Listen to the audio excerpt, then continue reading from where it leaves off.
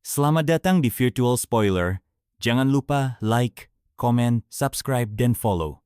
Chapter 605. Kunci. Bibi ke-9, Anda tidak perlu bersikap seperti ini, kata Yung Xiao sambil tersenyum. Di dunia ini, masih banyak orang dengan kemampuan luar biasa. Bahkan jika pintu ini hanyalah sebuah proyeksi, tetap ada cara untuk melewatinya tanpa kunci. Itu benar. Bibi Jiu tiba-tiba tersadar dari keputusasaan dan kekecewaannya. Dengan penuh semangat, ia meraih tangan Yung Xiao, benar-benar kehilangan ketenangannya.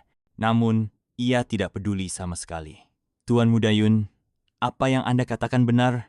Anda benar-benar memiliki cara untuk melewati pintu ini? Bukan aku. Yung Xiao menggelengkan kepala. Tapi aku tahu seseorang yang bisa melakukannya. Siapa? Li Feiyu yang sejak tadi mendengarkan dengan penuh perhatian langsung bertanya dengan penuh rasa ingin tahu. Ia merasa cukup mengenal banyak ahli tak tertandingi dan tokoh luar biasa dalam dunia seni bela diri surgawi.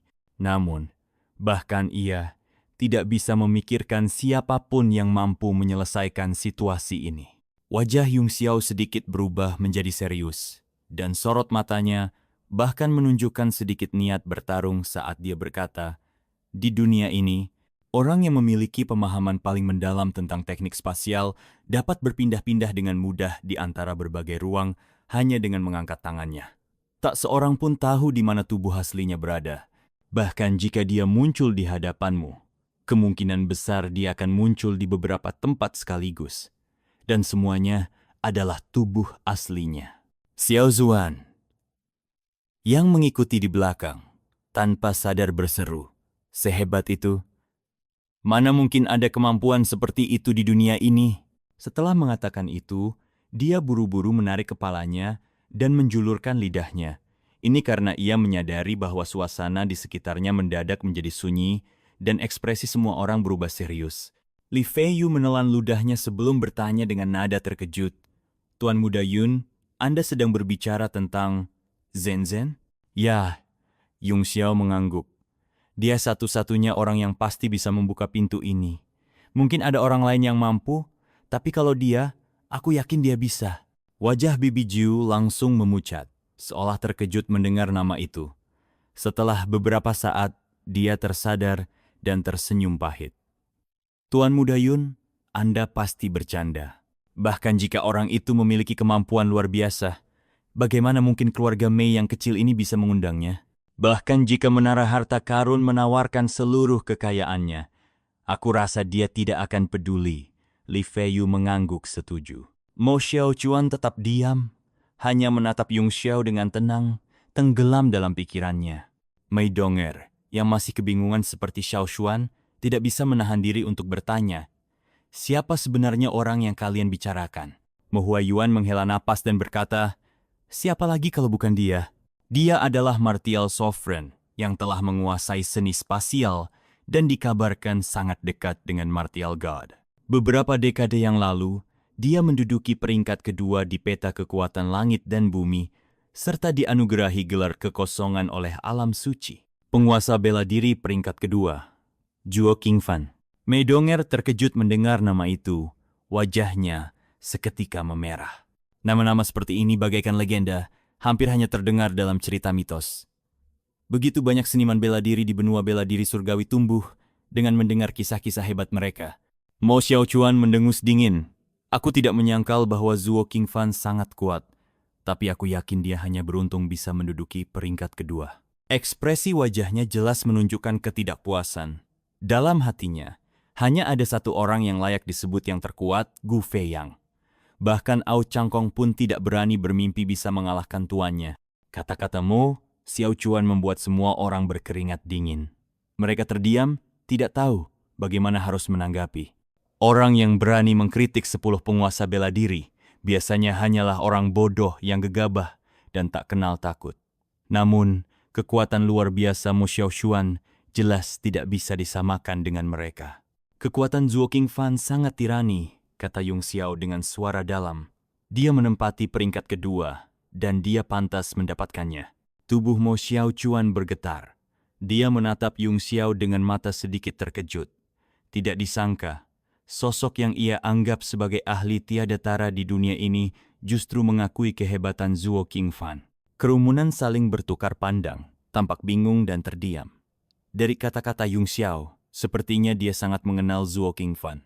Meski terasa masuk akal, mereka tetap merasa ada sesuatu yang janggal, tapi tidak tahu bagaimana mengungkapkannya. Mo Huayuan bahkan lebih terkejut. Dia telah banyak berspekulasi tentang identitas Yung Xiao, tetapi satu persatu dikesampingkan. Namun, kakaknya tetap menutup mulut rapat-rapat, membuat rasa penasaran semakin memuncak. Tuan Muda Li, mungkinkah segudang harta karun mampu menghubungi Tuan Zuo? Tanya Bibi Jiu dengan nada getir. Li Feiyu tersenyum pahit dan menggelengkan kepala. Bibi kesem, Anda terlalu melebih-lebihkan segudang harta karun. Dari semua 10 penguasa bela diri, keberadaan Zuo Qingfan adalah yang paling sulit dipahami. Bahkan jika Anda melihatnya secara langsung, belum tentu itu benar-benar dia. Bibi Jiu tahu bahwa Li Feiyu tidak berbohong, jadi dia menoleh pada Yung Xiao dan bertanya, Tuan Muda Yun, bisakah Anda merekomendasikan seseorang yang lain? Yung Xiao merenung sejenak sebelum berkata, masih ada beberapa orang yang mungkin bisa memecahkan situasi ini, tapi aku tidak yakin. Selain itu, mengundang mereka mungkin sama sulitnya dengan mengundang Zuo Qingfan. Namun, ada cara lain yang bisa kita coba. Keluarga aristokrat yang menguasai teknik boneka mekanik terbaik di dunia, keluargamu, mereka mungkin bisa mengatasi kesulitan proyeksi realitas ini. Keluargamu? Li Feiyu tampak berpikir sejenak sebelum bertanya, Tuan Muda Yun, apakah boneka peringkat 8 yang Anda gunakan adalah buatan keluargamu? Yung Xiao tidak menjawab secara langsung. Ia hanya berkata dengan tenang, meskipun keberadaan klanmu sulit dilacak, mereka masih memiliki hubungan dengan beberapa kekuatan besar di benua ini. Jika segudang harta karun bisa membantu, menemukan mereka akan lebih mudah dibandingkan mencari Zuo Qingfan, dan mengundang mereka juga akan lebih memungkinkan. Benar juga. Aku akan mengirim orang untuk mencari keberadaan keluargamu begitu aku kembali, jawab Li Feiyu. Mata Bibi Jiu menunjukkan secercah harapan. Dia mengangguk dan berkata, terima kasih atas bimbingan Anda, Tuan Muda Yun, dan terima kasih atas bantuan Anda, Tuan Muda Li. Anda terlalu baik, Bibi ke-9. Akan menjadi kerugian besar bagi serikat pedagang jika teknik magis keluarga Mei lenyap, kata Li Feiyu sambil melambaikan tangannya. Mo Huayuan tiba-tiba angkat bicara.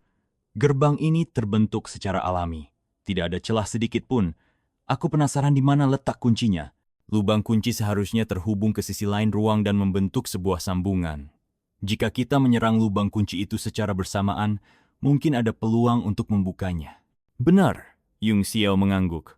Tuan Mo, analisis Anda tepat. Namun, jika kita gagal, satu-satunya penghubung antara kedua ruang ini akan terputus. Jika itu terjadi, Sungai Wuding akan hilang selamanya. Mo Huayuan merasa sedikit canggung mendengar Yung Xiao memanggilnya Tuan Mo, sementara Mo Xiao Chuan disebut Saudara Xiao Chuan. Dengan sedikit gelisah, ia berkata, Tuan Muda Yun, Anda bisa memanggil saya Huayuan saja. Teknik yang digunakan untuk membuka gerbang ini sangat luar biasa, kata Bibi Jiu. Kuncinya bukan kunci biasa, melainkan leontin giok yang dipadukan dengan seni spiritual. Hanya ketika keduanya bekerja bersama, gerbang ini bisa terbuka. Begitu rupanya, Mo Huayuan mengangguk, wajahnya dipenuhi kekaguman. Jelas, dia sangat terkesan dengan cara gerbang ini dibuat. Di sisi lain, tubuh mungil Mei Donger bergetar. Perlahan, dia mengulurkan tangannya, dan sebuah batu giok transparan yang indah muncul di telapak tangannya. Bisa jadi, apakah mungkin giok ini adalah kuncinya? Bibi Jiu tersentak kaget. Dengan cepat, dia bergegas dan merebut batu giok itu dari tangan Mei Donger. Tangannya gemetar saat ia memeriksa liontin tersebut dengan saksama. Ini adalah liontin batu giok yang ditinggalkan ibuku untukku, kata Mei Donger. Dia memintaku untuk membawanya keluar dari lembah Plum melalui nenek. Dalam surat yang kuterima, tertulis bahwa ketika aku sudah cukup dewasa, aku harus membawa liontin ini kembali ke lembah Plum. Mungkinkah ini kuncinya? Wan Bai, apa yang telah kau lakukan? Wajah Bibi Jiu berubah garang. Dengan suara rendah dan penuh amarah, ia menggeram. Kau telah membodohi semua orang di lembah Plum dan secara tidak langsung menyebabkan kematian ibuku. Wanita licik, apa sebenarnya yang kau rencanakan? Semua orang terkejut. Ternyata, kunci yang selama ini dianggap hilang sebenarnya diam-diam telah dibawa keluar dari lembah Plum oleh Wan Bai. Mei Dong'er masih bingung, hanya bisa bertanya. Tapi, kenapa? Matanya dipenuhi kebingungan. Mengapa ibuku mempertaruhkan nyawanya untuk membawa liontin ini keluar, hanya untuk kemudian menyuruhku mengembalikannya? Bibi Jiu menarik napas dalam-dalam, berusaha menenangkan diri. Dengan nada dingin, ia berkata, ibumu selalu memiliki pemikiran yang aneh. Siapa yang tahu apa yang ada di kepalanya? Yung Xiao menatap liontin giok yang indah itu dengan penuh pemikiran. Setelah beberapa saat merenung, dia berkata, jadi begitu, itu satu-satunya penjelasan yang masuk akal. Apa? Tuan Muda Yun, apa yang Anda lihat? Mei Dong'er bertanya dengan cemas. Setelah mengetahui bahwa kuncinya tidak pernah hilang, ia sangat terkejut. Ia tidak mengerti mengapa ibunya melakukan hal seperti ini, bahkan rela mengorbankan nyawanya sendiri. Alasannya jelas tidak sesederhana itu. Mata Yung Xiao berkedip, menunjukkan sedikit rasa kasihan. Dengan suara tenang, ia bertanya, apa kau benar-benar ingin tahu? Tentu saja, jawab Mei Dong'er polos. Apa ada sesuatu yang belum ku ketahui? Orang-orang di sekitarnya merasakan hawa dingin merambat di hati mereka, seolah-olah mereka telah menyadari sesuatu yang mengerikan. Yung Xiao mengarahkan jarinya ke liontin batu giok yang indah itu dan berkata, liontin ini disebut Muqian Lingye. Ini adalah giok surgawi yang sangat langka. Nilainya tidak kalah dengan Imperial Gold yang bersinar di langit. Selain itu, benda ini adalah artefak suci yang dapat menekan 5 kekuatan benar dan aneh di dunia. Tubuh Mei Dong'er bergetar hebat. Tidak peduli seberapa polos atau naifnya dia, pada akhirnya ia mengerti. Wajahnya yang cantik berubah pucat, dan matanya yang besar dipenuhi air mata. Air mata mengalir tanpa henti di pipinya saat ia memeluk kepalanya dan menangis. Wah, aku mengerti sekarang.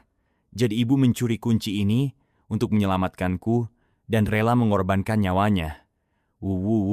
Meskipun ia belum pernah bertemu ibunya dan hanya bisa membayangkan sosoknya dalam hati, ia tidak pernah menyangka ada kisah tersembunyi seperti ini.